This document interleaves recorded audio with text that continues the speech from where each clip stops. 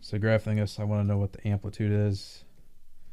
Starting off with that, it's just the coefficient here, so that's going to be 3. Well, it's the magnitude, so it's just 3.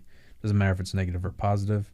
Period's going to be equal to 2 pi divided by omega, and this is the standard formula. And the omega here is the coefficient 2. So just worry about the 2 pi divided by 2. Don't worry about the negative. So it's just period of pi. Doesn't matter where it's going. All right, I'm going to use a little trick here. So the cosine's an even function, but I got to be careful. So negative 3 cosine of, I'm going to factor out the negative value. I need to do this to find the period. So negative 2, well, actually I'm pulling out the negative. So negative, and then 2x minus pi over 2. And the reason why is because if you distribute this negative sign again, it makes this a plus pi over 2.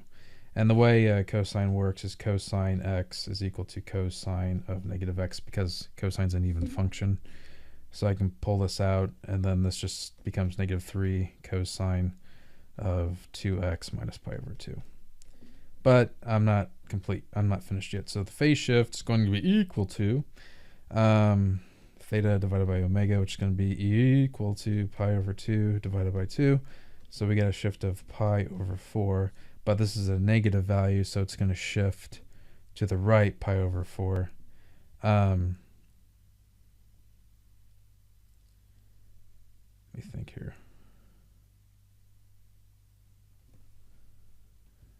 Yeah, that's right. So normally it would be like up here, but then because the negative, and then it gets shifted to the right pi over 4, which would be up here.